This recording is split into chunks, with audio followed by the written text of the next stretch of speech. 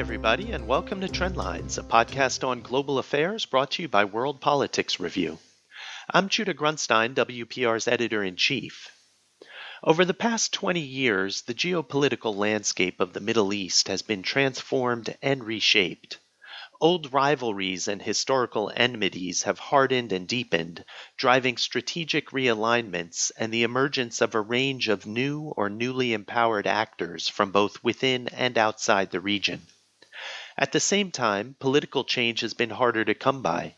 With a few notable exceptions, waves of popular protest movements across the region in both 2011 and last year have failed to achieve the reforms and accountability they have demanded from their governments. In today's Big Picture Trendlines interview, I'm joined by Robert Malley to discuss the factors and trends driving developments in today's Middle East, as well as the global trends shaping conflict and crisis more broadly. Rob is president and CEO of International Crisis Group. Before that, he was a special assistant to President Barack Obama, serving as senior advisor for the campaign to defeat the Islamic State, and as the White House coordinator for the Middle East, North Africa, and the Gulf region.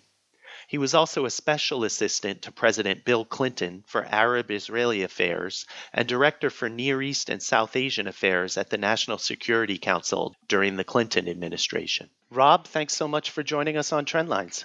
Thanks for having me.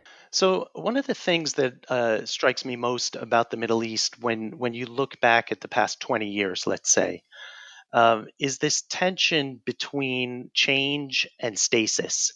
So in a lot of ways, you have a region that's undergone dramatic change in that time. In some ways, it's hardly recognizable on a geopolitical level. And at the same time, whether in 2011 or more recently last year before the coronavirus pandemic seemed to shut things down a bit, you've had these movements, popular movements for change that don't seem to be able to get past the governments that they're seeking to get to reform or provide better governance or liberalization. So I guess I wanted to ask you, with your experience in the region and from having watched it so closely, what would you identify as the forces and the factors of change that are driving change, both internal and external in the region, and what are some of the forces and factors that are opposing that change?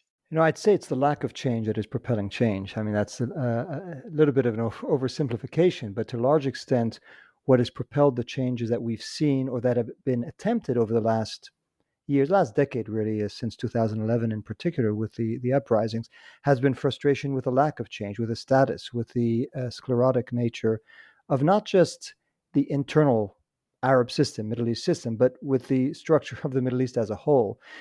And that's a double-edged sword. On the one hand, it's the stagnation that leads to desire for change, but the stagnation is because there has been inbuilt mechanisms to keep the status quo alive and to keep it sustainable and to react whenever there is a challenge to it. We saw a major challenge to it in 2011. As you say, at the end of the day, with a few exceptions, it's back to a large extent to where it was, and with, to some degree, more repression and more attempts to suppress those who are fighting for change. So I think there has been a desire and aspiration for change. There's also structures in place that are resisting it. And beyond that, I think if you compare the Middle East to most other regions of the world, and now as I've been an expert on the Middle East, or at least I've focused on the Middle East for about 20 years, and now at the Crisis Group, I'm looking at the world at large. I think why the Middle East stands out, again, as this example of a place that is both remarkably impervious to change. I mean, compared to the democratic waves that have hit Europe, that have hit Latin America, that have hit Africa, it has been largely impervious to change, and at the same time, always sort of on the verge of an explosion, or you always think that something quite catastrophic could happen, is because the Middle East is this combination of being exceptionally polarized. You have these lines of division that I'm sure we're going to get into between Israel and its antagonists, between Saudi Arabia, its allies on the one hand, Iran and its allies on the other, between Saudi Arabia, UAE, the sort of anti-Islamist forces, and Turkey, Qatar, the pro-Islamist forces. So you have these divides that make this region extremely polarized. But it's also one of the most homogenous, politically homogenous regions in the world, in which what happens in one place has an immediate impact on everywhere else, because these lines of divide crisscross through the region as a whole. So just to give one example, if you look at what's happening in Syria, it not only involves the fight between Israel and Iran. It not only involves the fight between Saudi Arabia and Iran, but it also involves the fight between Turkey and its competitors. So you cannot, if you try to change what's happening in Syria, you immediately bring into the equation all these other interests, all these other states that are going to fight to protect the status quo or to change it, which ends up being a recipe for keeping things as they are, but always with the risk that they're going to change in a very violent way. And how do you see the balance of power between that pent up demand and desire for change, and all of these factors that you just mentioned that are leaning so forcefully against it, trying to keep that cork in the bottle? How do you see the balance of power between them moving forward? Right before the coronavirus pandemic, for instance, there seemed, whether it was Algeria, Sudan, Lebanon, even Iraq, there seemed to be another wave of those protest movements. Do you see it being again another cycle of always almost, but never actually accomplished change? Well, I should have started by saying myself and so many of my colleagues first have to start with a pretty heavy dose of humility. Uh, I'm not sure how many had seen the uprisings of 2011 coming. I think many people had given into the notion that this was a region that was just simply never going to change because it becomes so ossified, and because the structures of power had developed mechanisms of defense against those who would contest it. And so to say now that we know what the balance is and when the next explosion will come and whether it will be successful, I think again, we just have to be quite modest. It has been striking how so quickly after that wave of 2011 that ended in bloodshed, with the exception of Tunisia, every other case ended up either in violence or in civil war or in double down repression, whether we're talking about Egypt or Yemen or Libya or Syria. So to think that so soon thereafter you'd have another wave, despite the warning signs of how the first one ended, I think that tells you something about how frustrated people are with governments that they view as either corrupt or alien, unrepresentative, dysfunctional, unable to take care of their basic needs. But again, I will hesitate to make a prediction about where the balance of power will go. As you say, you look at Algeria, you look at Iraq, you look at Lebanon, Sudan, which is one case, that is a little bit outside of what people traditionally consider the Middle East, but where the popular uprising did lead to the toppling of the long ruling autocrat. But for the most part, I just think we need to be careful about making predictions because we so often are wrong. But what is clear is that there is a divide, and a growing one, between an elite that will, despite its divisions, will hang together when they feel like the alternative is to lose power, and growing segments of a population that, as I said, feel unrepresented by those who are self-dealing and doing their best to keep the benefits of power to themselves. And that's an imbalance. That's a factor of instability that is going to be there until it breaks. And I just would hesitate to make any prediction as to when that might happen. Now, on a geopolitical level, and you referred to this in your answer to the first question, it does seem like the region has changed dramatically. Obviously, starting with the American invasion of Iraq, which unlocked a sort of obstacle to the spread of Iran's influence in the region.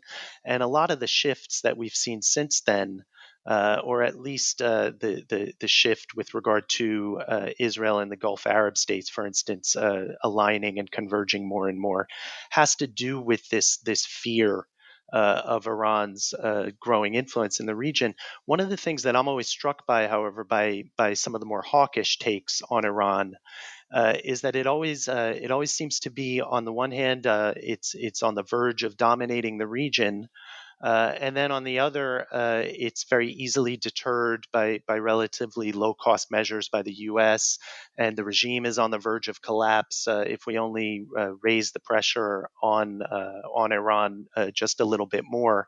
So for you, where do you put the needle? Do you in terms of the actual threat or challenge that Iran poses, as well as the regime stability of the Islamic Republic? So I think you're right to point to these sort of internally inconsistent, contradictory, but very self-serving narratives that, on the one hand, Iran dominates the region, that it has this, that it's on the verge of taking over capital after capital, but on the other hand, that it is, capable of being toppled, overthrown with a little more pressure, a little more political determination, and both those things are hard to be true at the same time, but they are both serving the same narrative, which is, here's a huge threat, but it's one that we could easily take care of if we simply were to pressure it more. Obviously, the reality is not consistent, or is not in line with either of those views. I think if you take a look back at where Iran has been most influential, it's rarely been as a result of its great strategic wisdom or its great strength. If you look at the defense budgets of Iran compared to the defense budgets of the GCC, the Gulf Cooperation Council, it's about 10-1 in favor of Saudi Arabia and its allies. If you look at the financial weight of Iran compared to that of its rivals, I mean, there's no comparison. I think where Iran has done well is in exploiting the mistakes and the dysfunctionalities of others. And we could go through it almost case by case. You mentioned Iraq. Iran would not have the influence it has in Iraq today had it not been for the ill-conceived, tragic decision by the Bush administration to invade and occupy Iraq. Iran would not have the influence it has in Lebanon today had it not been for Israel's invasion back in the 80s of Lebanon, which led to obviously resentment towards Israel, and the birth of Hezbollah, which has been the most successful Iranian investment since the revolution.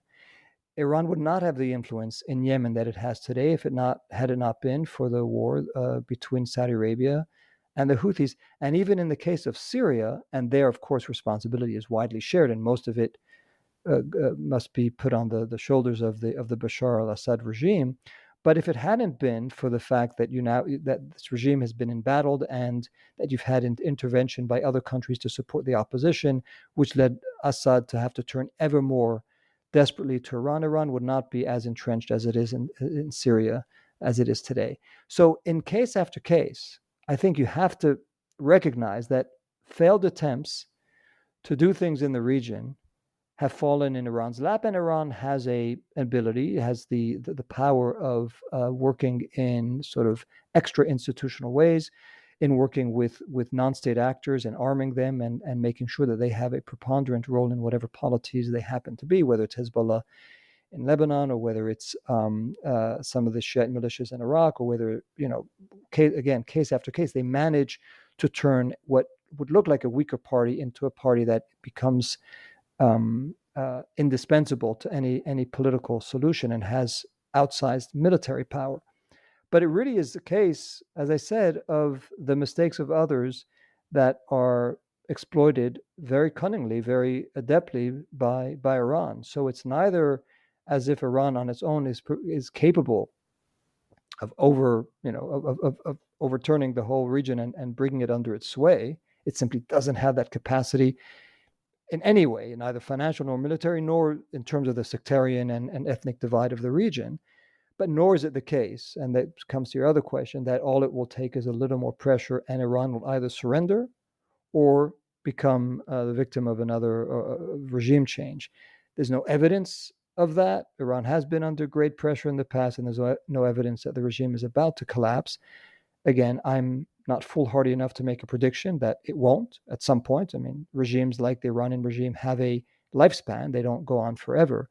But it's not, if and when it falls, in my view, it won't be because the U.S. has turned the screws more in its economy. It will be because of the internal contradictions of the regime that is no longer that is not viewed as representative and not viewed as able to respond to the needs of its people. But it's not going to be because of some external intervention. And that's another big theme that we should be discussing, which is the terrible track record of the US and others in trying to engineer regime changes from abroad in the region. That's coming up. One of the things I wanted to get to before, though, is again one of the major, I guess, realignments that grows out of the standoff with Iran is the convergence of the strategic threat calculus and interests of the Gulf states and Israel, and we've seen that culminate most recently in the normalization deals that Israel signed with the United Arab Emirates and Bahrain. Um, for now, it seems like those deals are sort of limited to a very thin layer at the top of the political and economic hierarchy in those countries. Do you see them maybe evolving or developing into deeper connections that could sort of integrate the region on a societal level? And what would it take for those for that to happen? So, I mean, it's true that the deals between the UAE and Israel in particular is different from the one that Egypt or Jordan had, in that it opens the door to more of these societal, economic, technological exchanges between these nations. I don't know how much I want to oversell it. I mean, this is not particularly populous countries. If you look at the UAE or Bahrain, it's not as if it's countries where you have massive populations that could weigh in one way or the other, because I would suspect that in many Arab countries, this is not a particular popular move, the one that the UAE and Bahrain has taken. But I think, to take a step back, this has been long in coming. People have known for some time that there were sort of under the table dealings between Gulf Arab countries and Israel, because they had a similar threat perception, and in some ways a threat perception that was far more similar, or converging between them more than converging with the US. If you sit in Abu Dhabi and you look at the US, you say, well, under President Bush Jr., we were more or less aligned. I mean, they were very hostile to Iran, but they also were saying things about the Muslim Brotherhood we were not particularly comfortable with. Then comes President Obama, who makes a deal with Iran, which we're not happy with, and also is open to conversation and even more with Islamists around the region. Then we have President Trump, who takes us in a different direction, a country that has been much more consistent in terms of their opposition to the two foes that the UAE in particular has identified as the main ones, Iran as a Muslim Brotherhood. Israel has been very consistent and more aligned with the UAE and the Saudi view, at least of late, than the US has been. So I think that's what is behind this. This is not a popular societal aspiration for normalization with Israel. That's not what this is about. It's about a strategic calculus. I think, we have to recognize those who believed that normalization would only happen after a deal between Israelis and Palestinians that was satisfactory to the Palestinians. That's proven to be wrong. And ultimately, the strategic calculus of the UAE, Bahrain, maybe tomorrow Saudi Arabia, maybe others, takes over and takes precedence over the Palestinian question, which today is so far down their list of priorities that they're prepared to overlook it for the sake of those stronger strategic goals. But that's what this is about. It's not about a popular sense of let's normalize relations with Israel. Now, it may have over time that effect, that once it becomes acceptable for Arabs to deal with Israel in this way, to reach economic deals, to have technological exchange, that may spill over. But I think there's the ceiling to that, I suspect, because there still is sort of deep-seated hostility towards Israel in many Arab societies. Again, I wouldn't make the UAE as representative of where the Arab world is as a whole. But there's a lot of self-reflection that I think the Palestinians in particular need to engage in, and others need to engage in as a result, given what's happened, which goes against what they had expected and what they had thought would be acceptable. And just a last note on this: in some ways, this punctures two myths. One myth I just said is the myth that you would only have normalization once you had peace between Israelis and Palestinians, and that turned out to be fallacious, wrong. But the other myth was that you could use this card of normalization in order to press Israel to make concessions towards the Palestinians. That's not really happened either, and I think Israel has shown that it will pay a price to normalize with Arab states, but not at the expense of what it believes to be its rightful position vis-a-vis the Palestinians. So yes, Israelis said they wouldn't annex West Bank territory if that was the price to be paid for normalization with the UAE. But that doesn't mean that they're going to stop the settlement enterprise or the occupation of Palestinian land. So I think in some ways it should be viewed as liberating this big question of when Gulf Arab countries in particular would normalize with Israel and what difference it would make. Some have done it. It doesn't make a big difference one way or the other.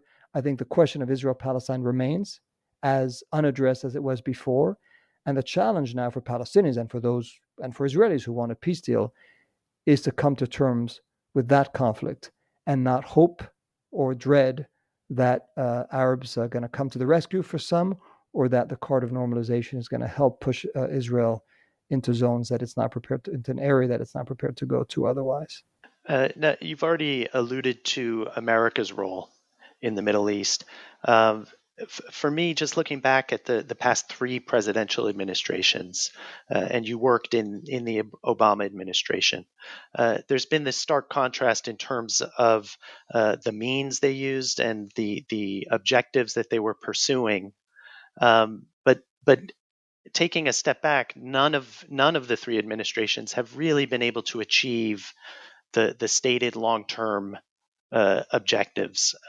For me, that would be democratization and sort of remaking the region for the Bush administration.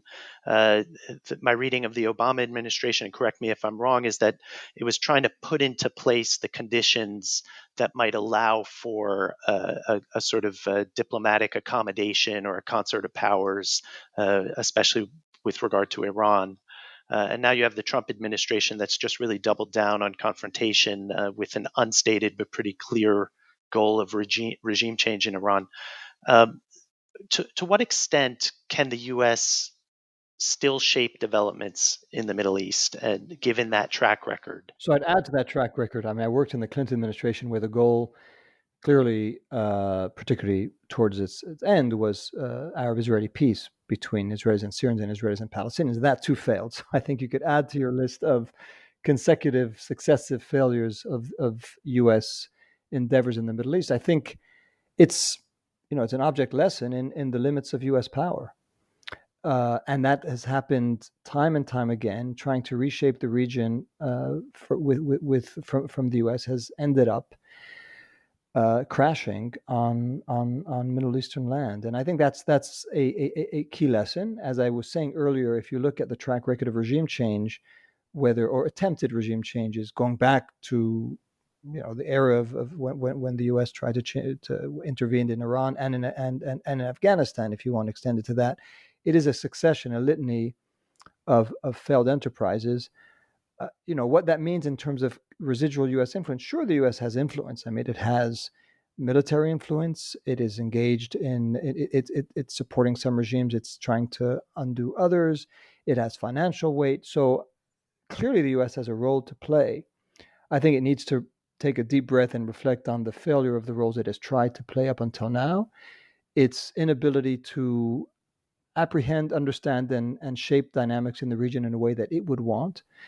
And there's so many ideas that the U.S. has about the region that it then projects to the region, and then sometimes get projected back because it tends to talk to those with whom it agrees most, and then it gets reflected back, the image that it wants to see reflected back, not taking into account the very strong, powerful constituencies in the Middle East that don't in any way adhere to the vision that the U.S. is trying to project.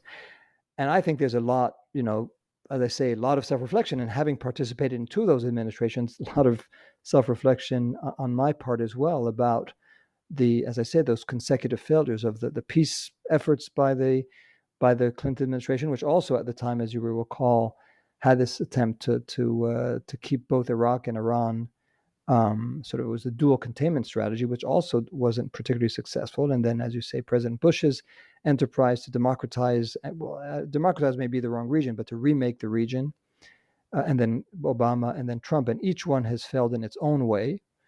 But the common thread is that U.S. attempts from afar to reshape or remold a region that has its own dynamics, its own its own innate characteristics that are not going to be simply molded from a foreign entity. I think that's a lesson which doesn't mean that the U.S. should wash its hands of the region, but that it's going to need to handle it very differently. You mentioned that your role at Crisis Group has sort of pulled you into a more global outlook and a global vision, given Crisis Group's much broader mandate and ambit. In light of that, in light of this past track record, is the U.S. investing too much time and resources in the Middle East, especially given the challenges, but also the opportunities elsewhere in the world? I think that's become very widely accepted in the U.S. And you mentioned President Obama. Part of his goal, which didn't succeed, but part of his goal was to see whether he could address the two sort of what he saw as the bleeding sores in the Middle East, the Israeli-Palestinian conflict, and Iran in particular, because both of those formed part of the reason why the U.S. continually got dragged back into a region that it felt deep down didn't have the importance that it once did, and was too much of a resource and a time suck for successive U.S. administrations. And so I think part of his thinking was, if we could cauterize the Iranian crisis, the nuclear crisis, make sure that we have at least parked the nuclear issue, so that, yeah, the other issues are going to remain. Iran is still going to be a country with which we have very deep differences, but at least we won't be continually on the verge of perhaps intervening militarily to stop a growing, burgeoning nuclear program. If he could do that, and if he could at least and try to address the Israeli-Palestinian conflict in a way that, again, wouldn't be the trigger for successive wars, then the U.S. could do what was called the pivot to Asia.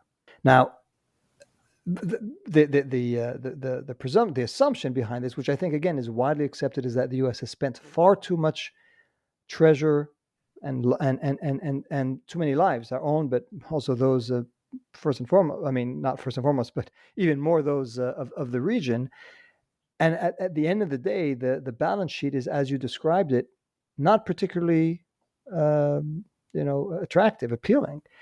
And when so many other challenges are rising, and I'm talking even, obviously pre-COVID, whether it's the challenge in China, the challenge of climate change, to mention only two, the more the U.S. gets sucked into the conflicts of the region over which it has far less purchase than it thinks it does, the more it won't be able to attend to these other questions. And so I think I think that's accepted by both parties, at least by President Trump and now by Vice President Biden, both of whom say we're going to have to spend less time on the Middle East.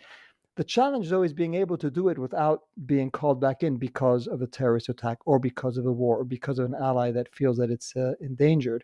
And that's been why, again, 3 presidents in a row who have said, President Bush, when he started, also said he didn't want to spend as much time dealing with the Middle East, and it ended up invading Iraq and being very deeply intertwined and sort of dragged into the dynamics of the region, and the same with his 2 successors. But there is, I think, a conviction and awareness that has to change. And I think if Vice President Biden is elected, you will see another effort to try to end these forever wars, which for the most part take place, not exclusively, but for the most part in the Middle East, try to extricate ourselves from those wars, from this counterterrorism industry that has gone far beyond the defense of immediate U.S. national security, and has morphed into something far greater than that throughout the Middle East and Africa now, and to try to right size America's foreign policy so that it focuses on areas that are of greater import, but that also over which it could have more influence. that's a challenge. I'm not going to predict again that whether it's President Trump in a second term or President or Vice President Biden in a first would be able to really achieve that goal. But it certainly is something that I think runs through both. There's so many differences in how they would deal with the region, but one common thread is we need to find a way to spend less time, resources, and attention to a region that is both less important and has proved to be more impervious to U.S. influence than others. Now, looking at the region in terms of some of the actors besides the U.S., the past 5, 6 years especially, we've seen a range of either new actors or newly dynamic actors. You mentioned pretty much all of them when you were talking about the dividing lines in the region, but just to maybe enumerate them, you have Saudi Arabia and the United Arab Emirates that have taken a much more active and some would say reckless role. And then also you have Turkey that's been expanding its influence and its aspirations in aligning with Qatar in the Gulf, but also in Syria and in Libya.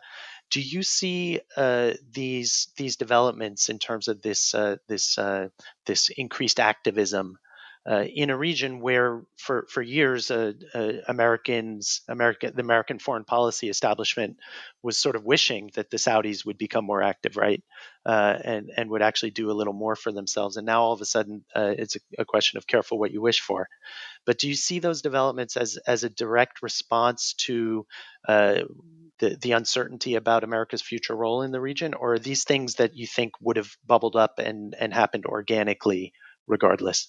I'm not sure the answer is going to be as simple as I'd like it to be. I mean, first and foremost, I think it is a reflection of the point I was making earlier, which is, again, if you compare it to any other region of the world that I'm familiar with, I can't think of one where you have these divisions that are coursing through the entire region, and where you have these dividing lines that are at play in almost every conflict. I mean, if you're living in Mexico, uh, you may not be as you may not care as much in terms of what might happen in other parts of the region as affecting your national security.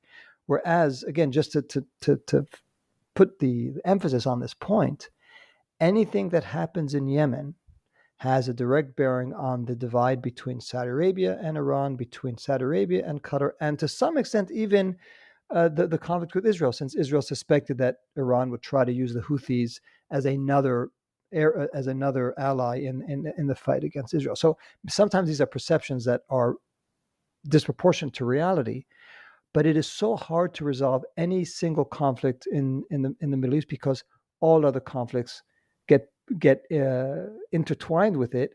And that's why, the point you're making about why so many countries intervene is because what happens in Egypt has a direct bearing on their own security, their own future, in a way that, again, I don't think you would find as broadly in other parts of the world. So that's the first reason why, when you have a case like Libya, Turkey sees an opportunity, the UAE sees an opportunity or a threat.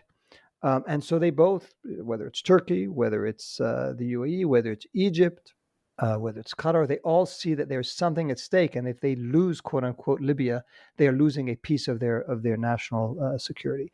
That's the first reason why you're seeing so much meddling from outside actors. And it's not particularly new, by the way. I mean, if you look at the history of Lebanon, for example, it has been a case of foreign meddling, of regional meddling and extra regional meddling for as long as one can recall. So this is not a new phenomenon, again, for the reasons that I was giving. What has exacerbated it is the uncertainty, or the fact that so many of these countries, of these regimes, of these governments have been up for grabs. Because of what happened in 2011, the uprisings, more than America's absence, the uprisings have led people to say, well, where is Syria going to fall on this spectrum of more pro-Iran or more pro-Saudi or more hostile to Israel or less hostile to Israel, or more Islamist or less Islamist? Likewise with Egypt, likewise with Libya, likewise with Yemen. So the fact that so much became up for grabs, that in the sclerotic region, there was this possibility of change, and of change of orientation of regimes that were so critical to the security of others, or to the strength and power of others, that there, again, intervention is the natural response. So it's the interconnectedness, it's this open door to potential change. And the third, you're right. I mean, the fact that the U.S. has been viewed as less reliable, less invested, less involved. Although even that we have to be careful about overstating. That has led other countries, Russia, has seen an opportunity to step in, as I think you mentioned. So all three together have made this cauldron even more open to outside meddling. But just a word about the U.S. I think we could overstate the degree to which the U.S. has quote unquote withdrawn from the region. Tens of thousands of troops, a you know almost daily or regular drone strikes against terrorist targets across the region, strong alliances, military bases across the region, an alliance with Israel that remains as strong as it's been. So I think this notion of the U.S. being absent could be overstated. It is true that the U.S. is perceived as having one foot in, but also having half a foot out and trying to leave, and also being less consistent. As I said, this sort of yo-yo between, and this I've heard in meetings with Gulf leaders in particular. They say, one year we're being told by the Bush administration, hang tough against Iran. We need to press them as hard as we can. Then we're told by Obama, can you try to coexist with Iran because we think that's better for the region. It's better, certainly it's better for us because we don't be sucked into your conflicts, but we think it's also going to be better for your security. Then we have Trump who double downs on pressure. We don't know what the next president is going to be, so we have to take matters more into our hands. As you said, they've often done it, in ways that we would consider reckless and endangering the security and stability of the region. But so I think if you add up all those three factors, you get to that explanation about why, again, far more than any other region of the world, every conflict of one becomes a conflict that involves everyone. In the context of that sort of unpredictability of the succeeding American administrations, for the leadership in the region, that makes Russia under Vladimir Putin, I imagine, a more attractive partner in some ways. In the States, there's also I think the frustration with the limitations to America's ability to achieve its outcomes in the Middle East has led to this inflated view of Russia and Vladimir Putin as being this decisive actor in the region. Do you agree with that? Do you think that Russia can and will play a key role in the Middle East? This idea, if can Putin deliver, and if so, what can he deliver in terms of all of the various tensions, conflicts, divides, and hostilities in the region? There's no doubt that Russia has a stronger foothold in the region now than it did a few years ago, and that it's trying to recover some of the influence that it lost at the end of the Cold War. The best example is Syria, where with its military intervention, it managed to save the regime and now is playing a key role in whatever dispensation will come. I think it's also easy to overstate Russia's role. It has, we've seen Russia bump into Turkey in northwest Syria, has not been able to help the regime retake the entire territory. We've seen in Libya, it hasn't been able to help the forces that it was allied with, the forces of General Haftar, against the internationally recognized government in Tripoli, and in the rest of the region, it's not as if it has resolved conflicts or tipped the balance in one way or the other. So yes, much more assertive, and a country that regions of the leader may find more affinity with. Russia is not going to care about how they rule domestically. Russia is going to be very transactional in the way it deals with them, and that's sometimes a very convenient way, a very easier way to interact. But I also think that Russia is benefiting from the U.S. role in the following sense, and this is really striking to me when I was in the Obama administration. If the U.S. started talking to Iran as it did, it immediately drew cries of treason and of anger from Israel, from the Saudi Arabia in particular. Why is that? It's because the U.S. was viewed as the guarantor of their security, and it's because it was the guarantor of their security that they took such umbrage, such offense, and were so threatened by any attempt by the U.S. to talk to the other side. Russia, on the other hand, talks to everyone. It talks to Hezbollah, it talks to Iran, it talks to Israel, it talks to Turkey, it talks to Saudi Arabia. It has good relations, or at least passable relations, with all of them. And nobody criticized the Russians for doing it, precisely because nobody relies on Russia the same way they rely on the U.S. So they could forgive Russia for trespasses that they can't forgive the U.S. for. So there is still, I think, a vision of the U.S. as an actor on whom some countries will rely almost existentially for the security. And because they have that umbrella, they could also deal with Russia and not not take offense or not feel threatened if Russia also deals with an enemy. In some ways, Russia then becomes useful because they could pass messages to parties with whom they don't have direct contact. So Israel, for example, may not talk directly to Iran or to Syria or to the Syrian regime or to Hezbollah, but through Russia could help pass certain messages. But so it's because Russia doesn't have that weight that the U.S. does that it can get away with things that the U.S. can't. But so I think both those things can be true. A power that is on the ascent in the region, that is investing more militarily, in particular, Libya, Syria, most notably, but also power that can afford to do as much as it does because it is not viewed as being as important to the security of key countries in the region as the U.S. is. I guess briefly before we move on to talk about your work with Crisis Group, China also has been expanding slowly but steadily its ties and its influence in the region, while at the same time trying to avoid all of these various entanglements in the various conflicts and confrontations that we've been discussing now. Do you ever foresee China becoming a more strategic actor in the Middle East, or do you think its involvement by choice or circumstance will remain limited to the economics of energy purchases and investments and things like that? I think it's going to be a function of its role in sort of on the global scene. In other words, for now, it is playing a long game, a smart game. Not getting involved in some of these battles is probably, as the U.S. has realized after maybe having been invested far too much, that China didn't need to, and still is benefiting from economic exchanges with and oil imports from the Middle East.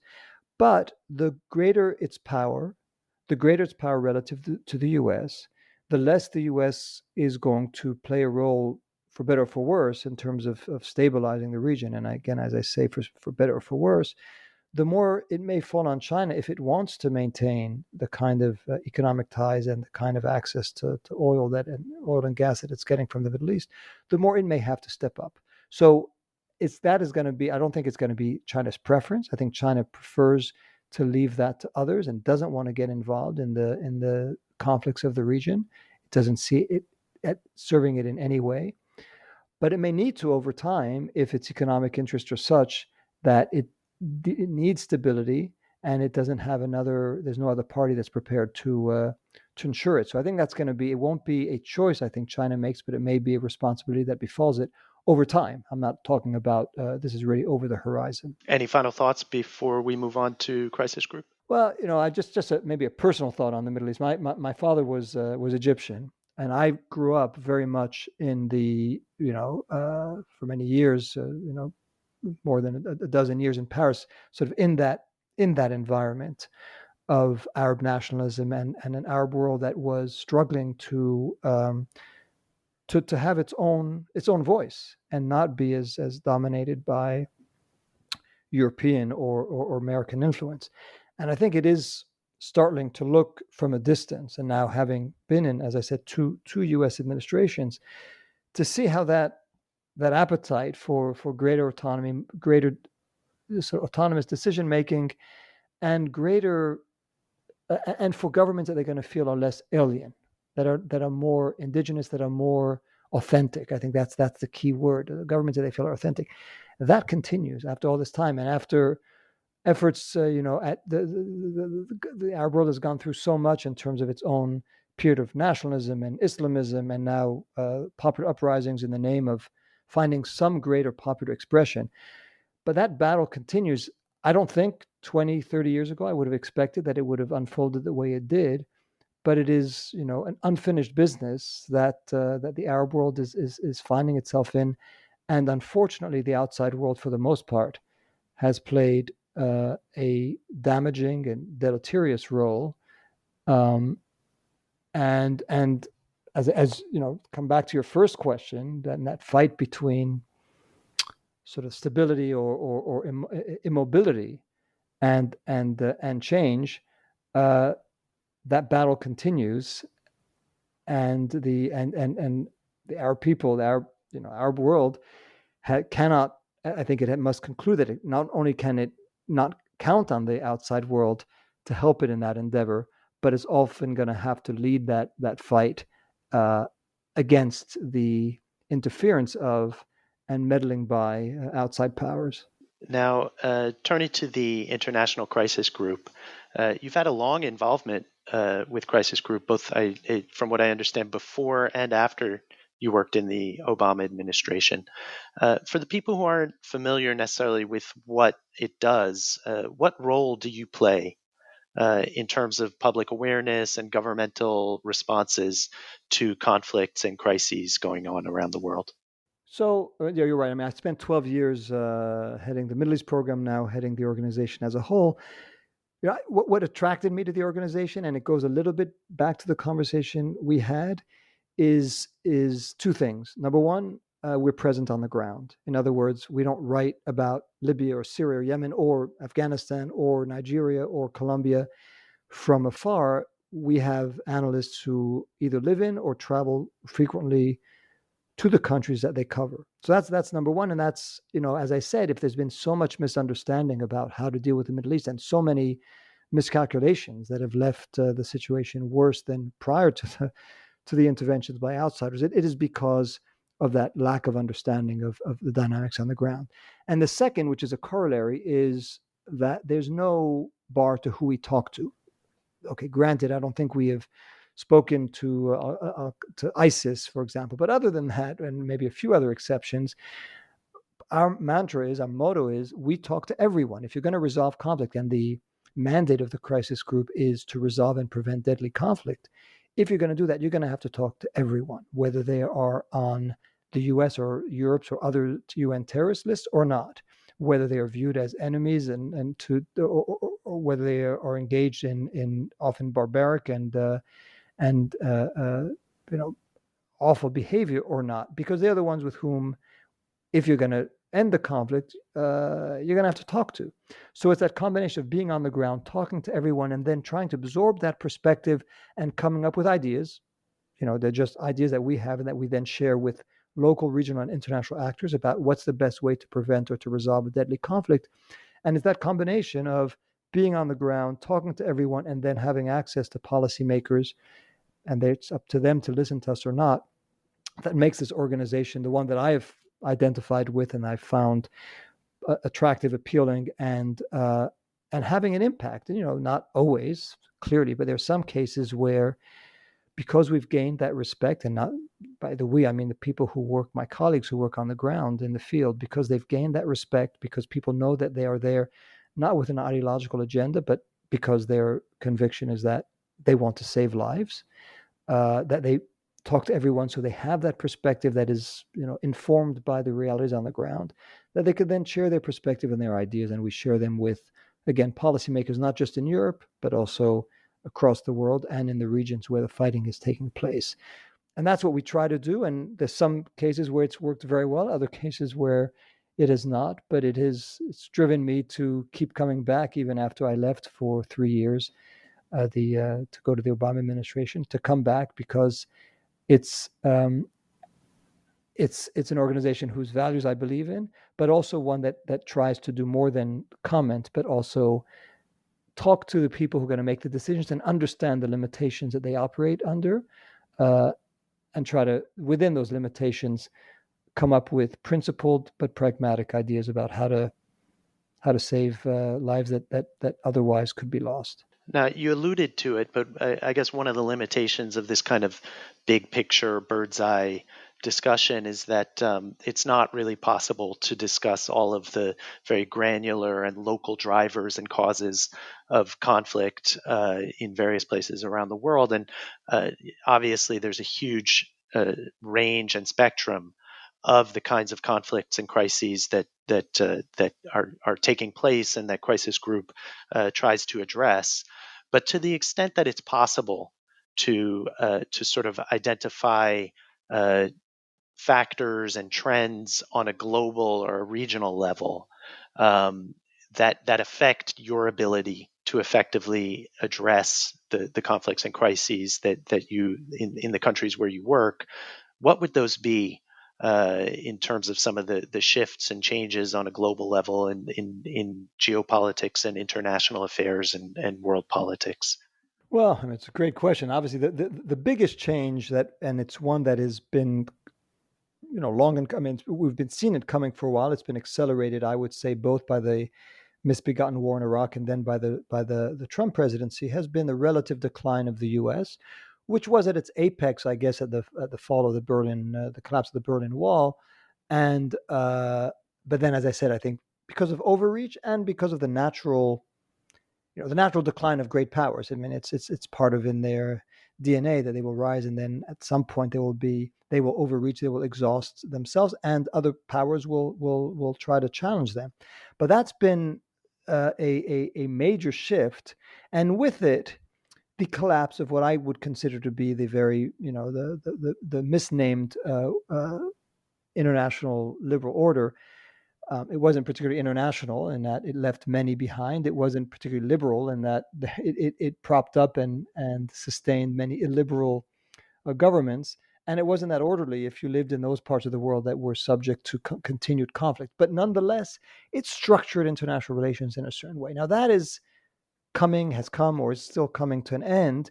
And what we see today is a more fragmented world, more polarized in the sense, not more polarized than during the Cold War, but certainly more polarized than during that brief interlude between the end of the Cold War and maybe the beginning of the Iraq War, the second Iraq War in 2003. That interlude of American hyperpower, as a former French foreign minister had dubbed it. So we are in an area that's more fragmented, more polarized, in which you have more powers that are challenging the U.S. and challenging the Western order. Again, for better or for worse. And I think we have to be careful about being too nostalgic about an order that came at a huge cost for many in the developing world. And if you were living in Vietnam, or if you're living in Angola, if you're living in Afghanistan, if you're living in Iraq, or in Central America, there was a dark side to that order. But it is coming to an end, and when that phase in between, an order that is expiring and one that hasn't yet emerged, which is always one that is more chaotic, that is more uncertain, where countries and states and non-state actors both are trying to take advantage of the vacuum or the uncertainty, but also fear it, and so try to hedge against it. And that creates everything that we've been talking about in the Middle East, but also in the rest of the world. And the fight is going to be to define what that new order will be. So in terms of crisis group, what it means is, less certainty, more fragmentation in terms of who we need to talk to in order to make sure that the ideas get to the right people in the right place. It's not good enough anymore to talk to Washington and Brussels. You got to talk and London. You got to talk to countries and across the globe. And that's and if you add to that in the midst of this uncertainty and the other factor, I think, is this backlash against the global international liberal order, which is really a backlash against globalization and the rise of certain forms of populism in response. That also means that countries become more inward looking, that they have less time and desire to focus on external affairs. Sometimes that's for the better, but it also means that you're going to have less ability to try to shake people up and saying, there's a conflict that is brewing in Nagorno-Karabakh, or there's a conflict that's brewing in another part of the world, and we need you to do something to pay attention to it, because governments care more about their reelection or about staying in power. And right now that means tending to the economic crisis at home. It means responding to growing waves of intolerance towards outsiders, migrants, or foreigners. It means focusing on the fight against terrorism, which has been blown out of proportion. And it means looking at the outside world more as a threat than as countries with which we need to deal in order to that their stability enhances your own. So it is a more It's a more complicated conflict landscape. There's no doubt about it. It's more challenging, again, because there's more parties we need to talk to, because it's harder to get people's attention, and because with uncertainty comes, as I was saying earlier, greater desire by some to intervene in the conflicts of others, to take advantage of the situation, or to protect against it.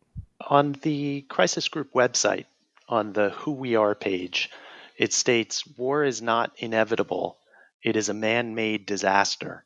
So to try and wrap up on a positive note, what are the effective tools that remain at our and your disposal that we can use to prevent that man-made disaster from occurring?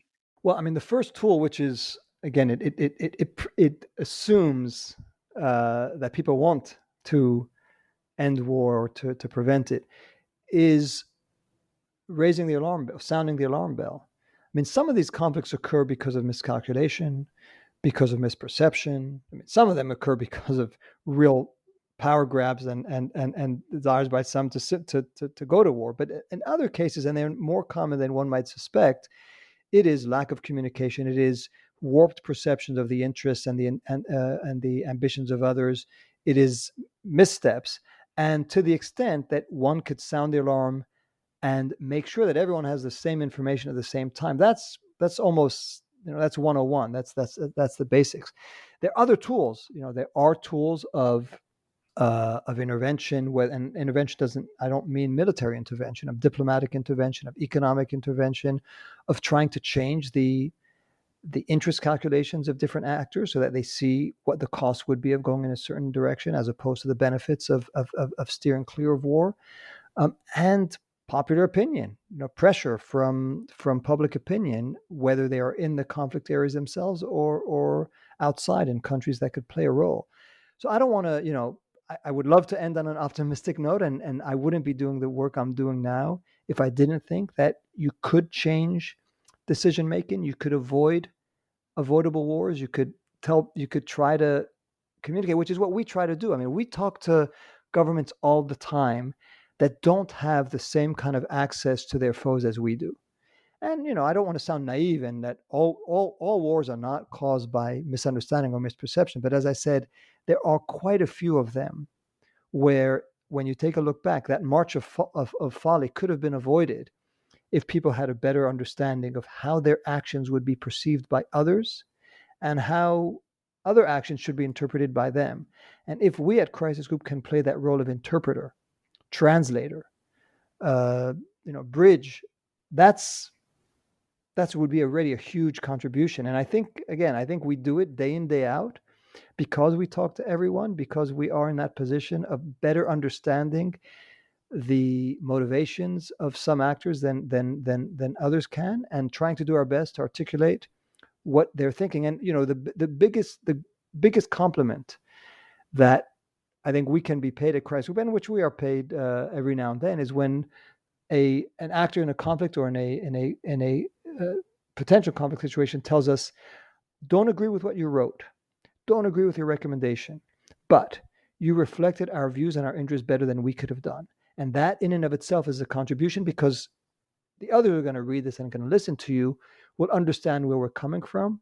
And maybe from that, we'll be able to get to a situation not of brotherly love, but of conflict avoidance, and where our struggle will be waged not on the battlefield, but in some other way. And whenever I hear that, I say that's what our role is. It's to be the translators and the interpreters of different actors' views, actors that you may not want to, some people don't want to even listen to, so that you want to just dismiss as terrorists or as as criminal gangs. But you need to take them seriously, because if you don't take them seriously, you'll pay a serious price. Rob, thank you so much for being so generous with your time and insights. I've enjoyed it. Thanks for the conversation.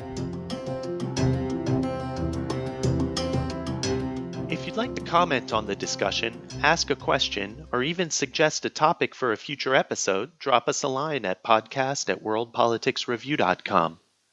Trendlines is edited by Peter Dury. You can follow him and World Politics Review on Twitter. And while you're at it, don't forget to sign up for our free daily newsletter. It's the best way to keep up with what we're publishing, and you'll also get a promotional code for a 25% discount off an annual subscription. To sign up, go to wpr.pub/trendlines. That's wpr.pub/trendlines. Thanks for listening, and tune in again next week.